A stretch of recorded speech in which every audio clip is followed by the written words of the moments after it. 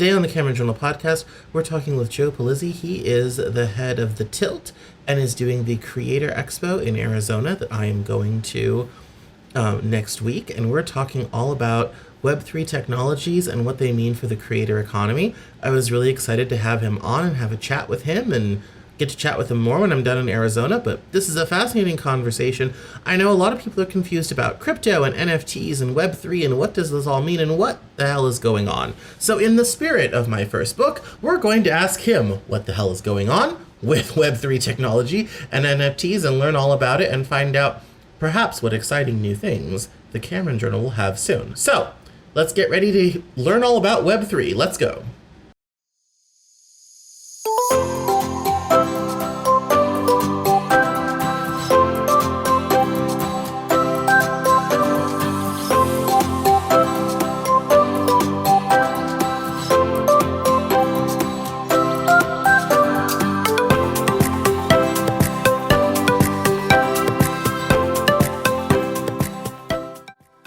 This is the Cameron Journal podcast. It's a place where we talk about important things. It's a place where we bring a little slice of the news to you. It's a place where we do important things, have important conversations. It's also things that I like to talk about. My name is Cameron Cowan, and this is the Cameron Journal podcast.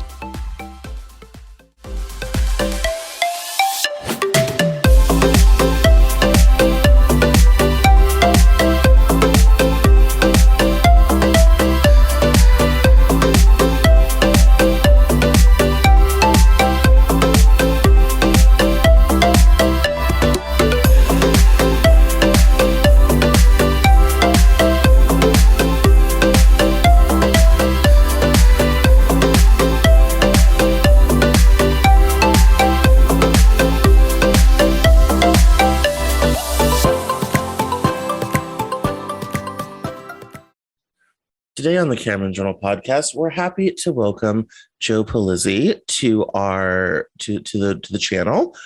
We have so much to talk about. So, as some of you might know, there's this new thing running around with Web3 and NFTs and crypto and the metaverse and all this sort of thing.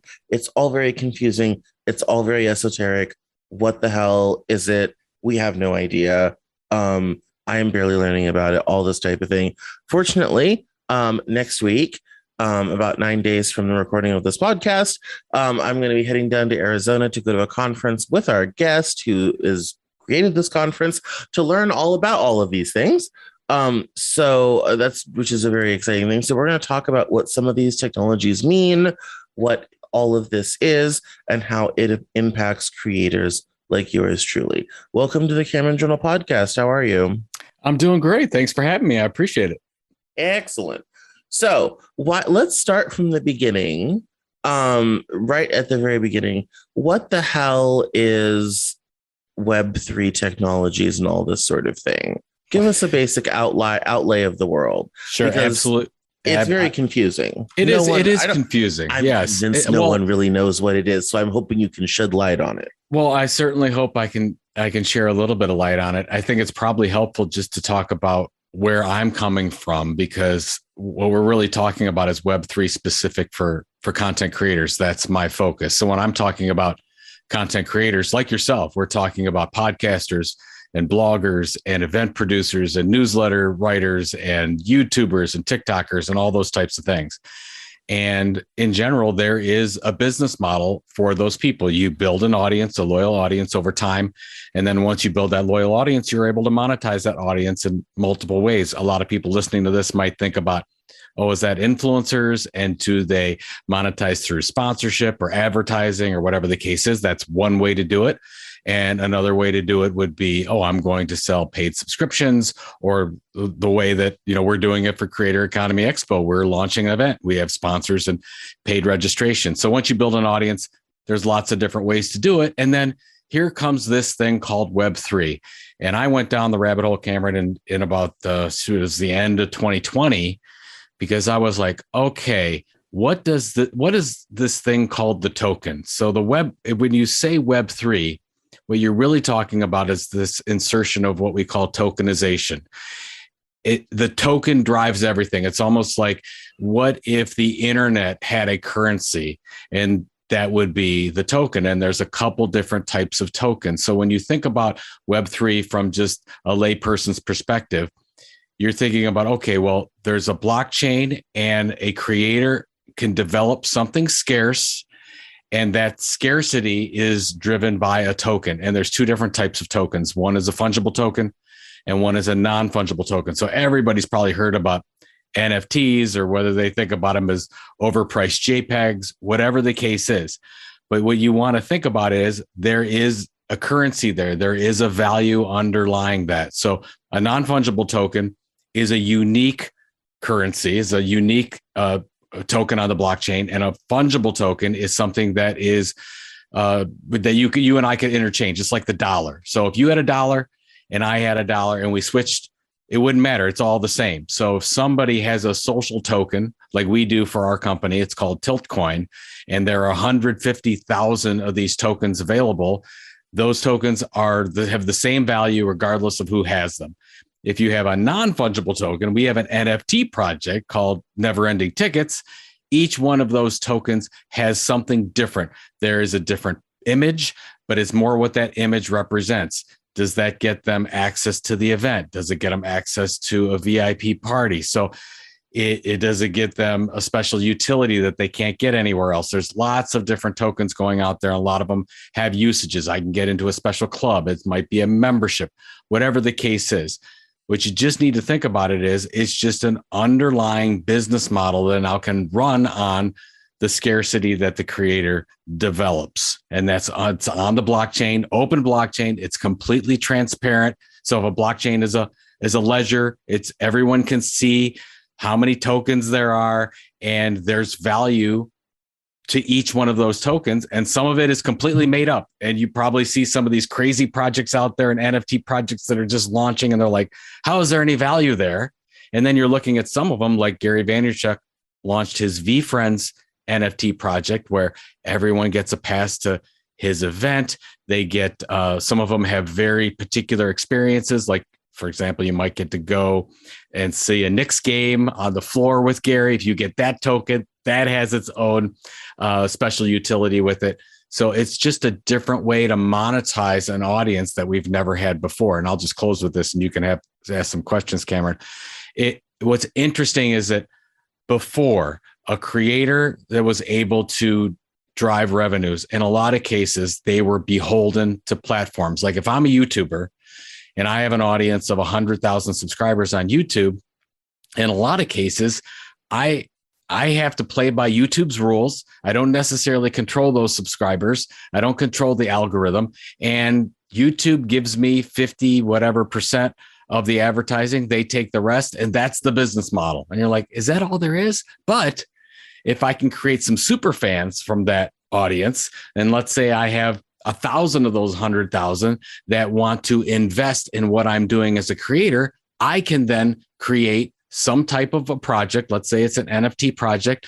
They can then invest in my success as a creator, and then the creator can get direct revenues from the sale of those NFTs or social tokens or what it is. And then when all those are sold out, when that's sold on the secondary market, like an OpenSea, which is like the eBay for NFTs, every time those are sold, I set it up in the smart contract that's underlying these tokens, that every time it's sold, I might get a 2.5% cut or a 5% cut. Some go as high as 10, but generally, it's usually about 5%.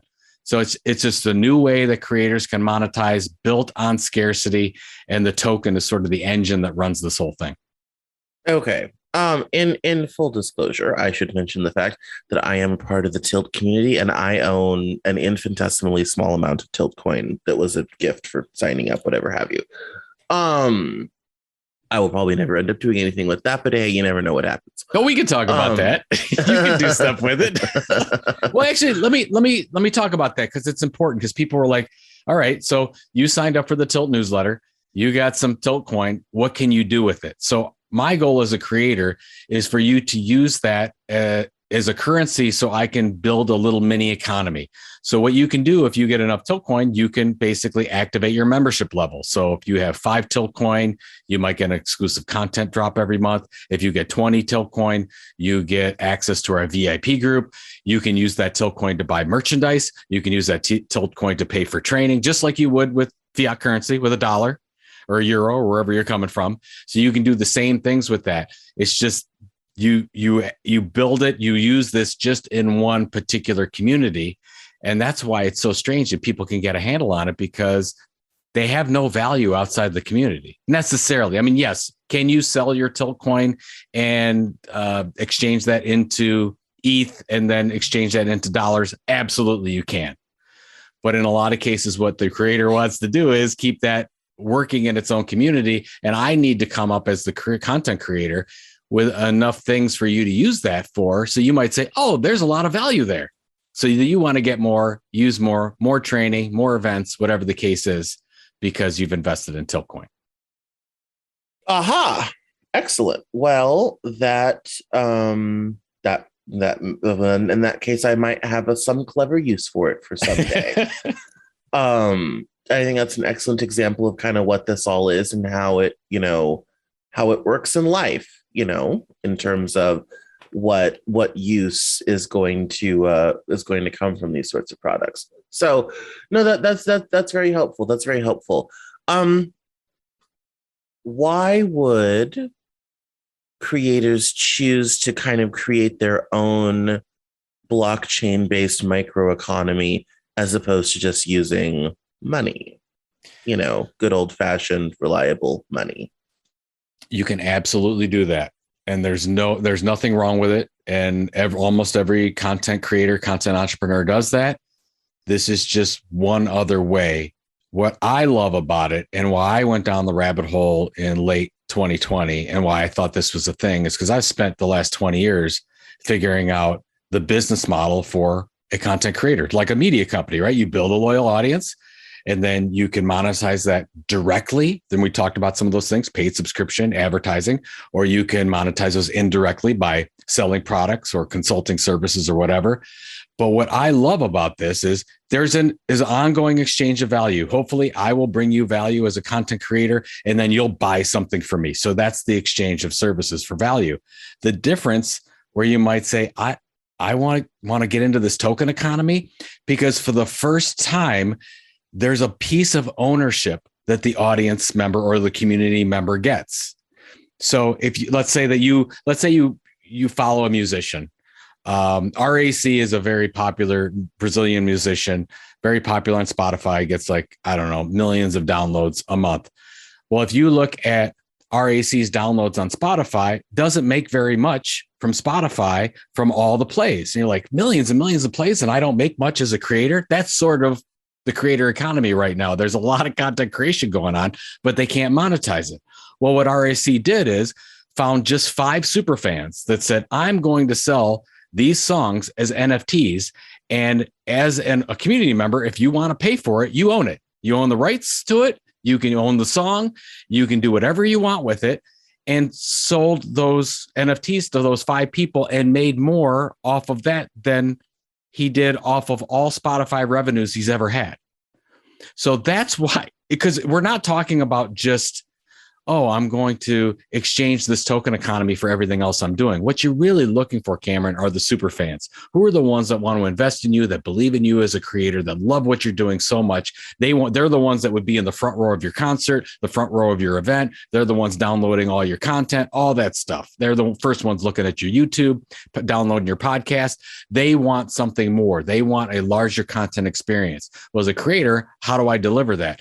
You do that in the form of, in this case, I'm talking about an NFT, non-fungible token, which underlying is a smart contract. So if you think about it, everything in the future is going to be an NFT. We're just not going to call it that.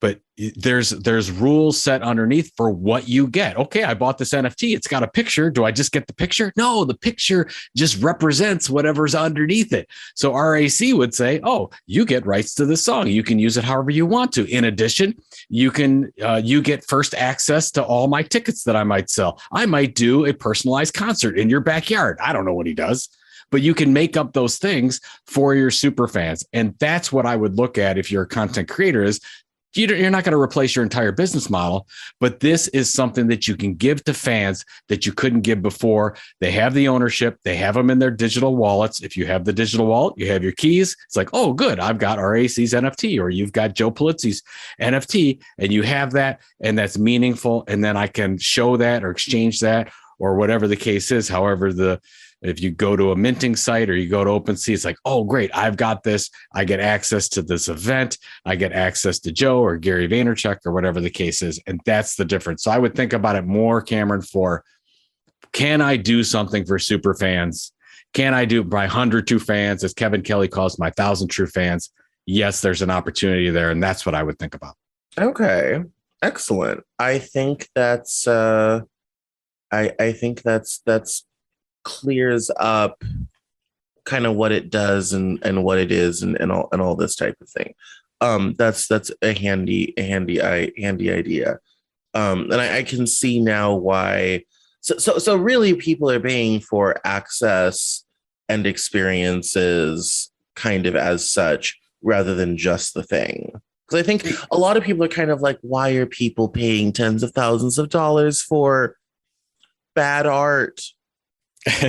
Like, exactly. Well, so yes. Are there some examples of overpriced JPEGs? Sure. Is there some speculation going on, just like we saw in the late 90s, early 2000s with the stock market? Absolutely. There's some funny business going on there as well. Sure. So, but I would look at the utility and access is what we're really starting to see. So give you an example of what's going to happen in the real world. So tickets to any event. So tickets to any event right now, they're for the most part are digital. Like I'm a Cleveland Browns ticket holder.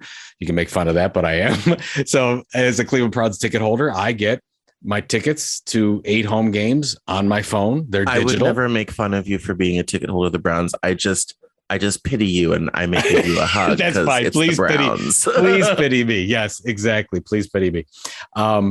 So, and I have that ticket.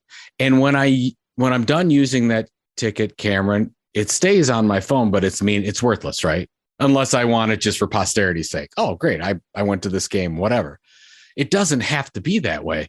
If the Browns were smart, and this is what you're starting to see, they're launching these as non-fungible tokens that basically on the blockchain that can, if they want to, have ongoing value. So what if the Browns said, oh, okay, well, I'm going to deliver you this ticket. And even when the game's done, I'm going to deliver you ongoing benefits. You can use that to get into a club. You can get it to a concert afterwards. You can show us this, and I'll send you a new NFT to get an exclusive member experience or whatever the case is. So they have that connection already. They don't have to just say, "Oh, it's over." The other thing I like about it is it can be, if done correctly, peer to peer. So right now, if I want to sell my ticket, as a Cleveland Browns owner, I have to go through StubHub or SeatGeek or Ticketmaster, and I have to go through a third party in order to sell that. With an NFT, you don't have to. I could, if I have your address, your digital wallet address, I can send it to you and it's done. Peer to peer, you and I work that exactly. And if the Browns set it up correctly, when we make that transaction happen, they get a cut of whatever I sold that to you for, if you did pay me money for that. And that doesn't, they right now, whether or not the Browns worked out a deal with SeatGeek or Ticketmaster or whatever, they may or may not get a cut of the secondary market. This case, a creator always gets paid. So if I'm an artist and I create a painting and I sell that in real life, the first time I sell it, that's it. I never make any more money ever again off of it. It could be sold 1,000 times. Not true with an NFT. And that's the brilliant thing. And that's why it's helped a lot of artists. And that's why a lot of artists like Beeple and whatnot have gone to the NFT, because every time it resells, depending on what they write in the underlying contract, they get a cut of that. So it's the first time that the creator can hang around and continue to get paid. So whether or not it's music or whether or not it's art or whether it's an event ticket or whatever, the creator always gets paid if they set it up like that in the first case. That's never happened before. And that's another reason why a content creator would be like, oh my God, I can make money forever off of this thing. And before they couldn't do that. Yes, I've been trying to figure out, and one of the reasons why I'm going to CX is I'm trying to figure out what this can do for someone like me and what I can do for the book publishing business. The publishing industry is very, very slow. I am not. So I'm trying to get in on this before the publishing industry figures out what all this is. Bearing in mind they didn't use email before about 2009. So I've got some time.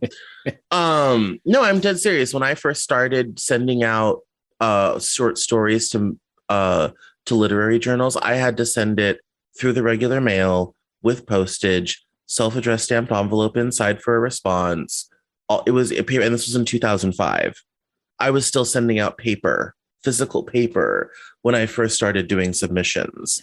They literally only started using email in about 2009, 2010. Like Submittable, which is a service that handles submissions for journals and whatnot, that just became a thing a couple years ago, and not everybody's on it yet. That's how slow the book publishing industry moves. I'm trying to move a little bit faster on this. So I've contemplated doing like someone on Twitter got me into this, and he's kind of like, you could issue like special editions of book covers. And I'm like, that just sounds like a lot of free money to my graphic designer to make 12 new book covers to sell as NFTs. But the other one I thought about doing is some of my books, especially in my mystery series, I choose how to end the book. I don't always end it. There's a few ways a book can end. I will usually pick one of those, and that's what gets published. I've also contemplated selling other editions with alternate endings as NFTs. I thought that might be something interesting. That way, it's like, well, yeah, there's the commercially one available you can buy on Amazon, but if you're willing to pay a little bit extra, you can have the other way I could have ended this book, and you'll be the only a few people will ever have this, see this, or read it, sort of thing. How does that strike you? No, I like the let's say that. So you have this award-winning mystery thriller that you wrote. Great. That goes out to the public. You can self-publish it, or you can publish it with your publisher, whatever the case is. Or you could say, okay, well, now there's 100 of these special editions that have these new endings. That would, obviously, your super fans were going to want to get in on that. That's great. You could absolutely do that. You could also say, hey, I don't want to go with the publisher. And for this next, I've got a new book coming out in a year, and you could run it like a Kickstarter. You could say the first 100, they get an NFT of the cover before anyone else gets it, or a special edition cover that nobody else will get.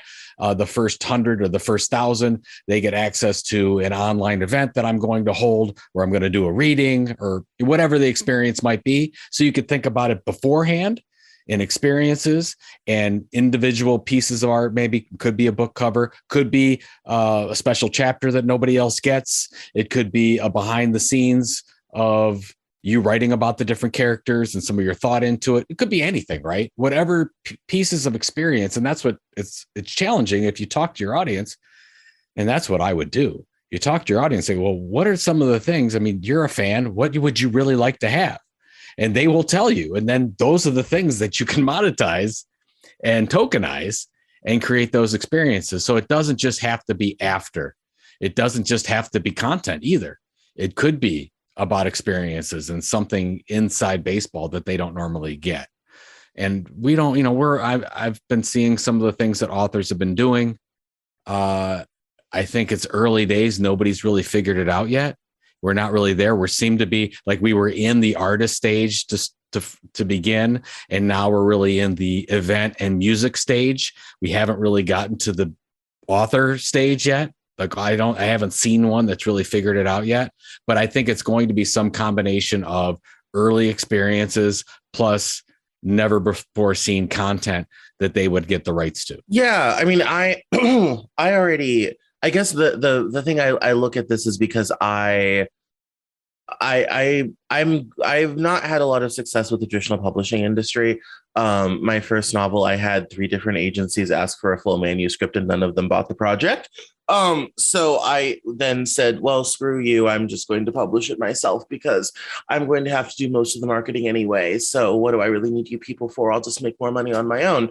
And I've had, a good success with that. And I sell books all over the world and I get to keep all the money. So yay me. I'm trying to get in on this before the rest of book publishing figures it out. So that's good. That's good intelligence, good information. I think it makes this whole thing kind of more tangible, because right now it seems very esoteric to most people. It just seems very like a bunch of young white dudes are spending a lot of money on silliness. But if there's all this kind of other stuff you get underlying, almost like being a season ticket holder for a favorite artist rather than a football team, then that makes a lot more sense, and especially with the ability to, resell those privileges or whatever have you in the future, all this type of thing. That's interesting and compelling.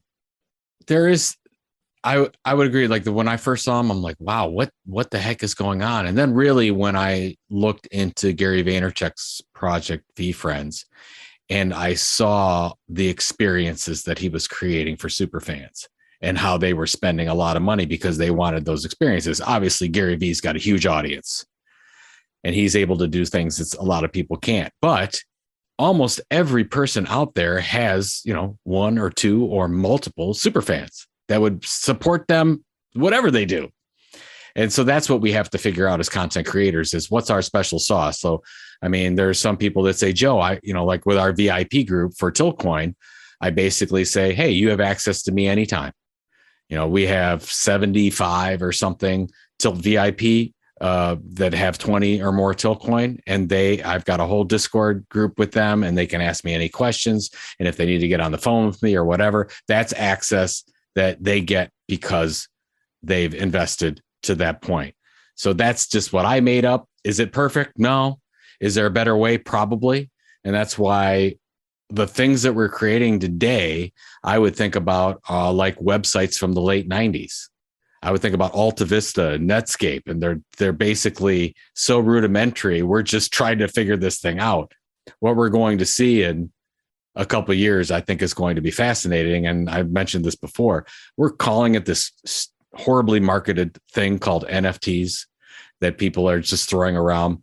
Nobody's even going to call it an NFT. They're not even going to know it. These transactions are just going to happen. We're just going to pay for them however we want to pay for them, but underlying, they're going to be out on the blockchain. They're going to be transparent. They're going to be super contracts. All our insurance contracts are going to be done this way in the future. All of it's going to happen in the next 5 years. Are you and I going to think about it as consumers? Nope.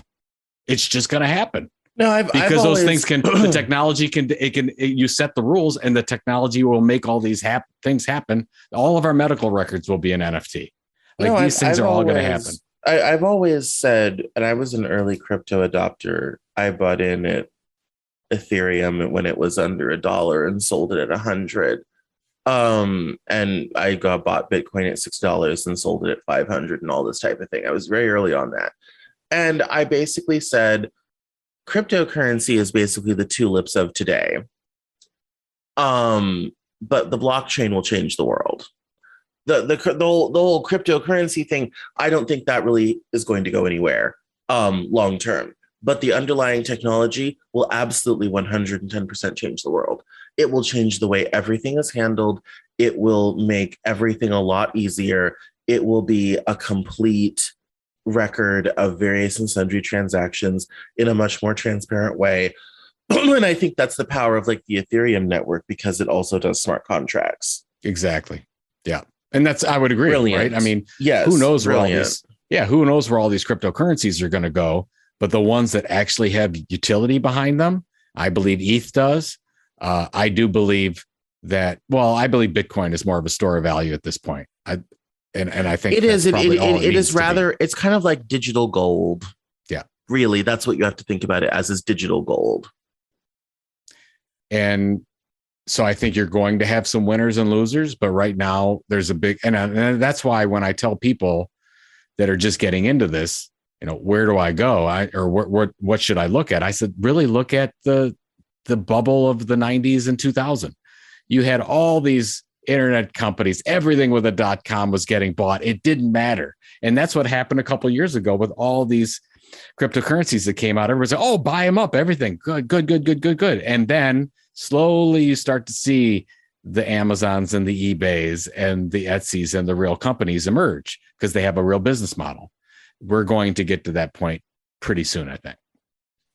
No, that's excellent. That's excellent. I know that our time is limited, fortunately, unfortunately, and I don't want to go over too much. So why don't you, let's hurry on to plugs and let us know where we can find you online, how people can get involved if they want to learn more.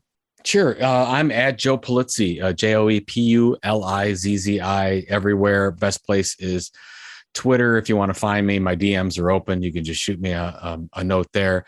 The company is called The Tilt. So thetilt.com. That's our e-newsletter we send out twice a week specifically to help content creators become content entrepreneurs and learn how the business model works. And then the event that you and I will be at in just a few days is CEX.events, and it's Creator Economy Expo. It's our first year. We're really excited. We've got more than 300 content creators from all over the world coming in to learn about this thing that you and I are talking about, as well as how to build a business model. So it's just, that's kind of my new passion is helping content creators figure out how to become financially independent.